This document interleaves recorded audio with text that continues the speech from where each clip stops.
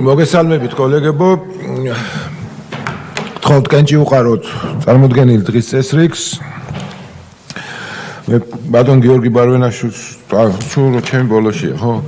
მაშინ დავიწყებ და ბოლოს საკითხს ბატონო გიორგი გამოდანს. პირველი ეს გახლავთ საქართველოს მთავრობის მიერ საკანონმდებლო ინიციატივის წესით წარმოდგენილი საქართველოს კანონის პროექტი საქართველოს მოქალაქეთა და საქართველოში მცხოვრებ უცხოელთა რეგისტრაციის პირადობის უცნობისა და საქართველოს მოქალაქის პასპორტის გაცემის წესის შესახებ საქართველოს კანონში ცვლილების შეტანის თაობაზე მოხსენებელი საქართველოს იუსტიციის მინისტრის მოადგილე ბატონი გიორგი დგებულაძე. გისმენთ ბატონო გიორგი. მოგესალმებით, დიდი მადლობა. ჩვენი კანონ პროექტის შემუშავება განპირობებულია იუსტიციის სამინისტროს მმართველობის სფეროში მოქმედი საჯარო სამართლის იურიდიული პირის სახელმწიფო სერვისების განვითარების სააგენტოს სარგებლობაში არსებული ელექტრონული დოკუმენტის საბეჭდი ტექნიკისა და პირადობის დამადასტურებელი დოკუმენტის პერსონალიზაციის პროგრამული უზრუნველყოფის ტექნოლოგიისა და მისი ფუნქციონალის განახლების აუცილებლობით, რადგან ისინი ვეღარ პასუხობდნენ თანამედროვე გამოწვევებს, რომლებიც საერთაშორისო მოთხოვნებით არის განსაზღვრული. კანონ პროექტი ეხება ეს არის საქართველოს კანონში საქართველოს მოქალაქეთა და საქართველოში მცხოვრებ უცხოელთა რეგისტრაციის, პირადობის, ბინადრობის მოწმობისა და საქართველოს მოქალაქის პასპორტის გაცემის შესახებ ცვლილებების განხორციელებას, ვინაიდან პირადობის დამადასტურებელი დოკუმენტების რეკვიზიტები და სხვა დაკავშირებული საკითხები ზუსტად ამ კანონში არის გაწერილი. ახალი პირადობის დოკუმენტები და მათი ტექნიკური მახასიათებლები სრულად ამ ცვლილებების შემდეგ უპასუხებს თანამედროვე გამოწვევებს და კიდევ უფრო დაცული და უსაფრთხო იქნება ამ მხრივ საქართველოს მოქალაქის პირადობის ელექტრონული მოწმობის დროებითი და მუდმივი ბინადრობის ელექტრონული მოწმობის, აგრეთვე დროებითი საიდენტიფიკაციო მოწმობისათვის მნიშვნელოვანია ტექნოლოგიურად გაუმჯობესებელი ახალი თაობის მიკროსქემებისა და დოკუმენტების ახალი დიზაინის დანერგვა, დამატებითი დამცავი ნიშნებით, რომლებიც არსებული მიკროსქემისა და დოკუმენტების მახასიათებლებისგან იქნება განსხვავებული, როგორც აღნიშნე, აქ საუბარია იმ კრიტერიუმებზე, რომლებიც არის უფრო განახლებული, უფრო დაცული და საერთაშორისო სტანდარტებთან შესაბამისი. დოკუმენტებს უნდა დაემატოს ახალი რეკვიზიტები, კერძოდ მოწმობის წვდომის კოდი, რომელიც უკონტაქტო მიკროსქემიდან მონაცემთა ამოკითხვისათვის გამოიყენება და ეგრეთ წოდებული QR კოდი, რომლის მეშვეობითაც პირს შეუძლია გადაამოწმოს ინფორმაცია დოკუმენტის ან მისი მფლობელის შესახებ. აქ ჩვენ შეგვიძლია დავამატოთ ისეთი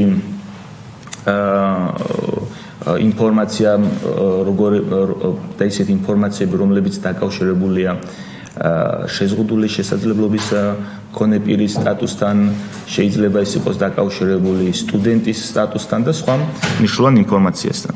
მნიშვნელოვანი აგრეთვე კანონით განისაზღვროს, რომ პირადობის დამადასტურებელი დოკუმენტი შეიცავდეს თითის ანაბეჭდს, რაც უსაფრთხოების მაღალ სტანდარტს დაამკვიდრებს და გაყალბებისგან დოკუმენტის დაცვის ხარისხს გაზრდის. მიზანშეწონილია გარდა კანონით განსაზღვრული საფუძვლებისა, ეს კანონში ჩვენ გვაქვს მკაცრად გაწერილი, დაინტერესებული უფლებამოსილი იქნება შეცვალოს პირადობის დამადასტურებელი დოკუმენტი, თუ დოკუმენტის მოქმედების ვადის ამოწურვამდე დარჩენილი იქნება 6 თვეზე ნაკლები. კონკრეტულად ეკონომიკური პოლიტიკის კომიტეტისთვის, რაც მნიშვნელოვანი არის, ეს არის კანონ პროექტის მიღება არ უკავშირდება აუცილებელი ხარჯების გამოყოფას. კანონ პროექტის მიღებაზე გავლენას არ იქონიებს სახელმწიფო, ავტონომიურ რესპუბლიკისა და მუნიციპალიტეტის ბიუჯეტის ხარჯვით ნაწილზე. დოკუმენტების დამტკიცებისათვის აუცილებელი ხარჯი უკვე დაფინანსებულია სახელმწიფო სერვისების განვითარების სააგენტოს საკუთარი შემოსავლებიდან და იგი არც სააგენტოს ბიუჯეტის ხარჯვის ნაწილზე მოახდენს გავლენას. კანონპროექტის მიღება სახელმწიფოს მხრიდან ახალი ფინანსური ვალდებულებების აღებას არ ითვალისწინებს, აგრეთვე სახელმწიფოს ან და მის სისტემაში არსებული უწყების მიერ მისაღებ პირდაპირ ფინანსურ ვალდებულებებსაც არ ითვალისწინებს და ასევე კიდევ დავაკონკრეტო, რომ კანონპროექტი არ ითვალისწინებს გადასახადის მოსაკრებლის ან სხვა სახის გადასახადის დადგენას. ჩვენ ამ კანონპროექტის დებულებებს ვაგროვებდით შეგნებულად ერთობლივად თავი მოვუყარეთ წლის ბოლოსთვის, ვინაიდან ველოდებოდით ჩვენი პარტნიორებისგან ტექნიკურ დავალებებს, რამდენად ეს დავალებები იქნებოდა აწევადი, გათვალისწინებადი და რამდენად ეს დააკმაყოფილებდა უსაფრთხოების სტანდარტებს. მადლობა. მადლობთ ბატონო გიორგი, კოლეგებო, კითხვები ხომ არ გვაქვს აღნიშნულ კანონპროექტთან დაკავშირებით? მადლობა ბატონო თავმჯდომარე, მოგესალმებით. ეხლა ამოვიღე პირადობის მოწმობა და უყურებ ვადას, ანუ ეს ძველები იყო 10 წლიანები და მასში წერია ახალ კანონპროექტში, რომ იქნება 5 წლიანი მოქმედების ვადა? მოგახსენებთ, პირველი სკოლისა მადლობა კითხვისთვის, კარგი კითხვა არის ჩვენი მოქალაქებისთვის, ჩვენ გსურს აღვნიშნოთ, რომ ახალი პირადობების ამოქმედება არ იწვევს ძველი მოქმედი პირადობების გაუქმებას, ეს იქნება მოქმედი, მაგრამ სანამ ვადა არ ამოიწურება და ეს იქნება ჩვეულებრივ იმავე პერიოდით განსაზღვრული მოქალაქეები აიღებენ იმავე ვადით, რა ვადითაც ახლა იღებენ პირადობებს. ანუ კონკრეტულად 10 წლის ვადით იქნება ეს შესაძლებელი. დიახ, ანუ თქვენ რასაც შეიძლება რა ინფორმაციასაც თქვენ და რა კონკრეტულ დათმასაც მოკარითვალეთ, ეს ეხება ბინადრობის მოწმობებს, დიახ. კი ბატონო. დიახ. კი ბატონო.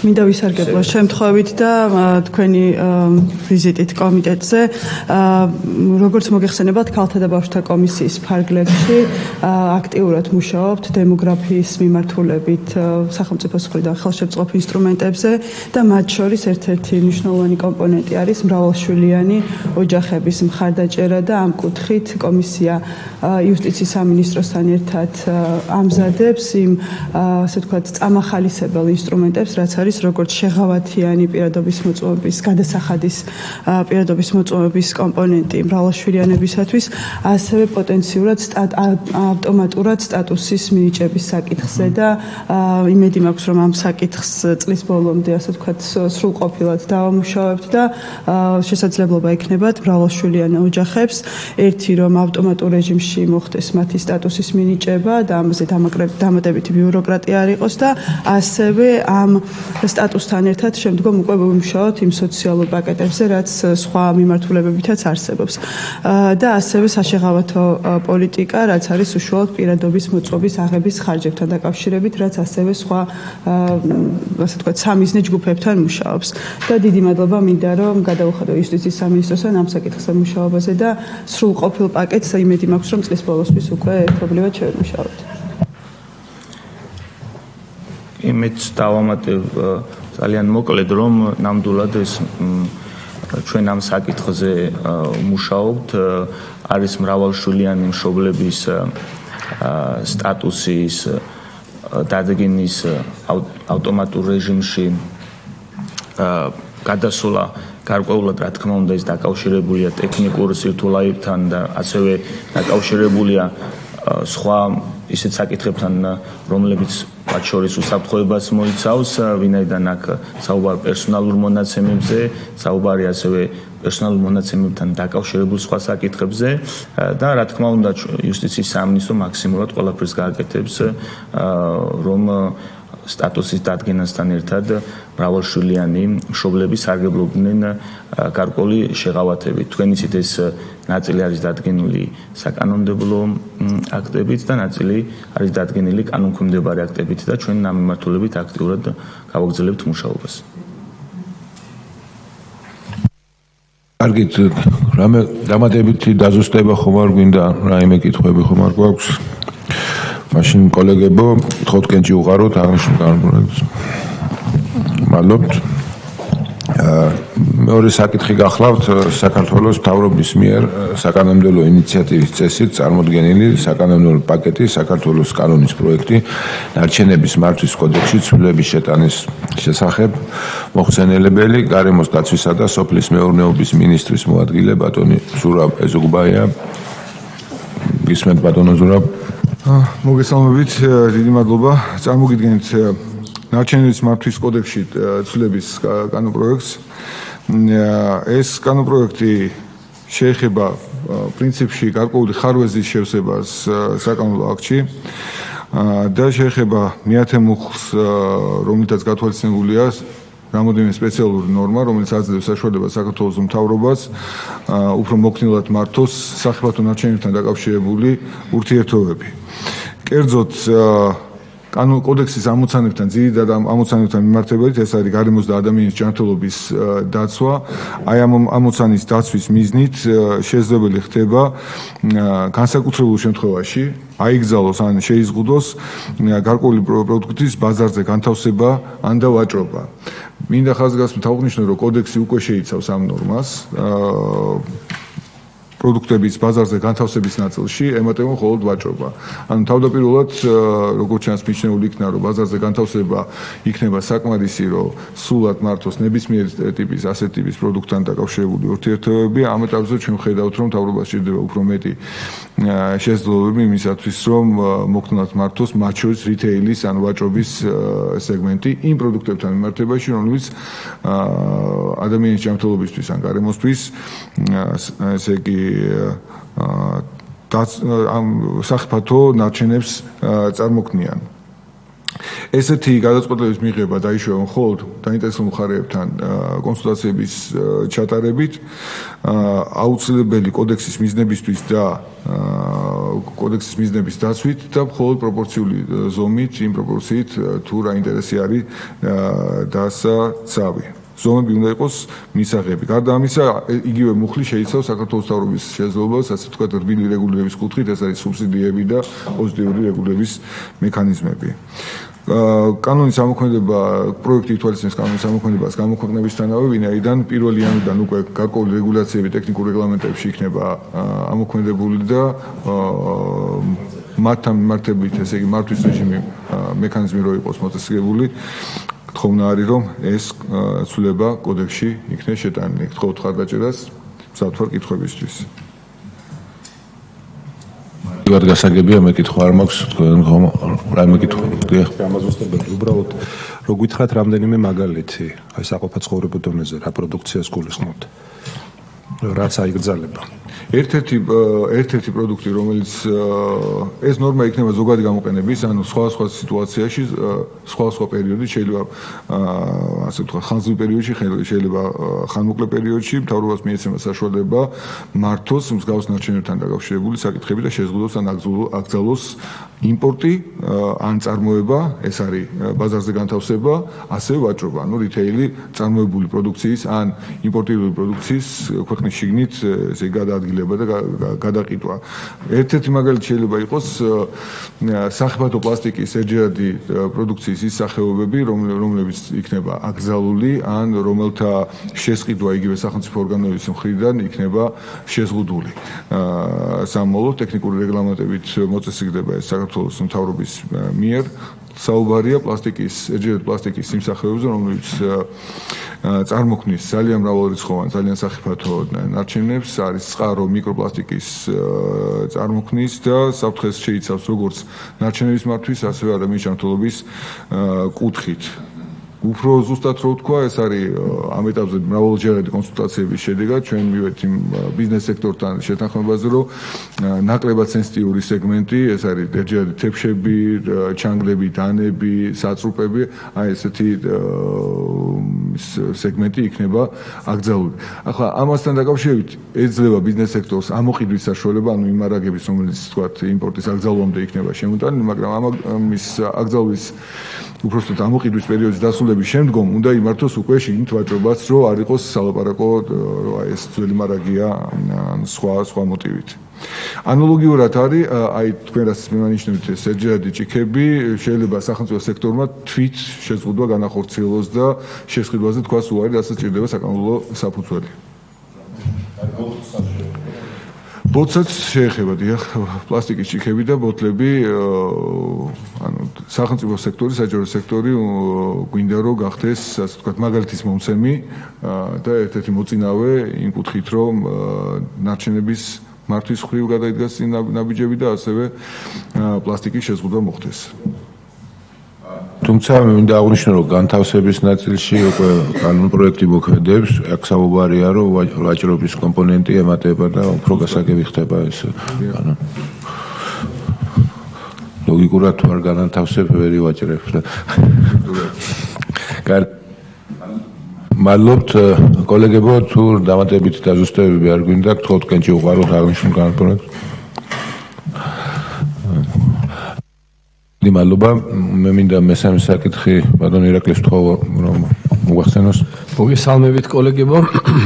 დღევანდელი დღის წესრიგის მესამე საკითხი არის საქართველოს პარლამენტის წევრების ბატონ შოთა ბერიკაშვილისა და ლევან მაჭავანის მიერ საკანონმდებლო ინიციატივის წესით წარმოდგენილი საკანონმდებლო პაკეტი, საქართველოს კანონის პროექტი და მისი თანამდები საქართველოს კანონის პროექტი მეწარმეთა შესახებ საქართველოს კავშირის ცვლილების შეტანის თაობაზე. სახელმწიფო ქონების შესახებ. მოხსენებელი ბატონი შოთა ბერიკაშვილი, გთხოვთ ბატონ შოთა. კოლეგებო, პირველი მოსმენით წარმოგიდგენთ საქართველოს კანონპროექტს მეწარმეთა შესახებ საქართველოს კანონში ცვლილების შეტანის თაობაზე და სახელმწიფო ქონების შესახებ საქართველოს კანონში ცვლილების შეტანის თაობაზე. მოქმედი კანონმდებლობით დაშვებულია, რომ სამეწარმეო საზოგადოებაში, რომელშიც სახელმწიფო აფხაზეთის ან აჭარის ავტონომიური რესპუბლიკა ფლობს მხარეთა საერთო რაოდენობის 50%-ზე მეტს, სამეთვალყურეო საბჭოს წარმომადგენელი იყოს საჯარო მოსამსახურე, თუ მას ამ საწარმოსთან ინტერესთა კონფლიქტი არ აქვს. თუმცა მეწარმეთა შესახებ საქართველოს კანონის დღეს არსებული რედაქცია არ ითვალისწინებს 50 ან 50%-ზე ნაკლები წილობრივი მონაწილეობით მოქმედი საწარმოების სამეთვალყურეო საბჭოში სახელმწიფოს წარმომადგენლად საჯარო მოსამსახურის არსებობის შესაძლებლობას. როგორც მოგეხსენებათ, ქვეყნისთვის უმსხვილესი საინვესტიციო პროექტის განხორციელების მიზნით დეველოპერ და საინვესტიციო კომპანია Eagle Hill-სა და საქართველოს მთავრობას შორის გაფორმდა საინვესტიციო ხელშეკრულება. აღნიშნულ საწარმოში სახელმწიფოს წილობრივი მონაწილეობა განისაზღვრება 50%-ზე ნაკლები ოდენობით. ერთობლივი საწარმოს მნიშვნელობისა და ფუნქციის გათვალისწინებით აუცილებელია მისი სამეთვალყურეო საბჭოს წევრად დანიშნული იქნას საჯარო მოსამსახურეები, რაც კანონმდებლობაში სათანადო ცვლილების განხორციელების გარეშე შეუძლებელია. შესაბამისად, კანონპროექტის მიღების შედეგად გაჩნდება სამართლებრივი საფუძველი სახელმწიფო აფხაზეთის ან აჭარის ავტონომიური რესპუბლიკის 50 ან 50%-ზე ნაკლები წილობრივი მონაწილეობით მოქმედი საწარმოების სამეთვალყურეო საბჭოში წარმოედგენილი იყოს საჯარო მოსამსახურე. აქვე აღსანიშნავია, რომ საწარმოს სამეთვალყურეო საბჭოს წევრი, რომელიც იმავდროულად საჯარო მოსამსახურეა, მისთვის დაკისრებულ მოვალეობებს სათანადო ანაზღაურების გარეშე ასრულებს და მისი საქმიანობა საჯარო დაწესებულებაში ინტერესთა შეუთავსებლობად არ მიიჩნევა. სახელმწიფო ქონების შესახებ საქართველოს კანონის ცვლილების შეტანის თაობაზე კანონპროექტი ასევე ითვალისწინებს შესაბამის ცვლილებებს. ეს გახლავთ აღნიშნული ცვლილებები, თუ რამე კითხვები გაქვთ, უბრალოდ ვარ გიპასუხოთ.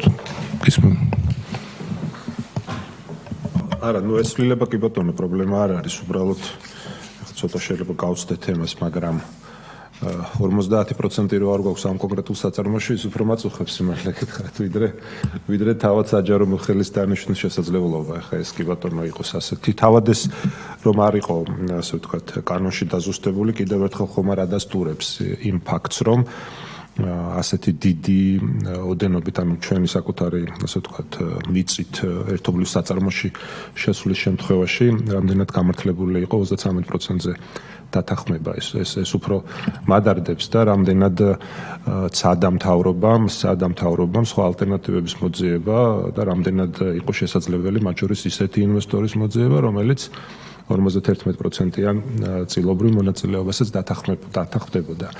ეს არის ჩემი წუხილი, რაც მესმის, რომ სხვა საკითხია, სხვა განხილვის საკითხია და ხვალ ინტერპრეტაცია. აღნიშნულ შემთხვევაში აღნიშნული პროექტი იქნება და სახელმწიფო პროექტი და სახელმწიფო კაპიტალიზმის გამოხატულება. ხა საუბარი გვაქვს ჩვენ პროექტში, სადაც დიდი პროექტის დიდწილად არის კომერციული პროექტი. ეს კომერციული პროექტი რას ნიშნავს? მისი დიდი ნაწილი შეადგენს სასტუმროების, სავაჭრო ცენტრების და ოფისების მშენებლობას და აღნიშნულ შემთხვევაში, როდესაც სახელმწიფოს აქვს 33%, როგორც საჯაროდ არის ცნობილი წილი, ეს იმას ნიშნავს, რომ პროექტის განხორციელების შემდეგ რეალების პროცესში შემოსავლები მოგების სახით, როდესაც ეს პროექტი დააგენერირებს, სახელმწიფო დივიდენდების სახით მიიღებს მოგების 33%-ს, რაც პირადად მე მიმაჩნია უაღრესად კარგი შეთანხმებაა და უაღრესად დიდი წარმატებაა ჩვენი აღმასრულებელი ხელისუფლების. ხოლო რაც შეეხება თვითონ იმპლემენტაციის პროცესს, კიდევ ერთხელ განმეორდები და ვიტყვი, რომ 10,000-ობით ახალი სამუშაო ადგილები შეიქმნება მაღალანაზღაურებადი სამუშაო ადგილები და ისეთ სექტორებში, როგორიც არის მშენებლობა, როგორიც არის დეველოპმენტი, როგორიც არის ტურისტული სექტორი, რომელშიც ჩვენი მოსახლეობის დაახლოებით 250,000-ზე მეტი ადამიანია დასაქმებული, მათთვის ეს ნიშნავს შემოსავლების დასს და რაც საბოლოო ჯამში აისახება ჩვენი ქვეყნის ეკონომიკის ზრდაში, რაც ყველასთვის კარგია, ყველა მოქალაქესთვის. ჩემი პოზიცია ეს არის და ჩვენი კომიტეტის პოზიციაც ეს არის. მადლობა ბატონო შოთა, პრინციპში ჩვენ ამ საკითხის თაობაზე ბატონო გიორგი გვექნება იქ საშუალება ძალიან დეტალურად პრემიერ-მინისტრთან ყველა კითხვის გავლის და საზოგადოებას ექნება ამომწურავი პასუხები. ამაში რა თქმა უნდა ყველა მიიღებს დიახ და იქნება სრული დეტალური ინფორმაცია და კითხვების დასმის შესაძლებლობა და ბოლომდე ამომწურავ. საკითხს დაუჭიროთ მხარი ან არ დაუჭიროთ? ბატონო გიორგი, თქვენ არ გიჭერთ ხარ? არა, უჭერ ხარს. დიდი მადლობა. თქვი რომ ამ კონკრეტულ ინიციატივასთან პრობლემა არ მაქვს, ზოგადად ვისურვებდიო სახელმწიფოს წილი ყოფილიყო 51%. ეს თქვი მხოლოდ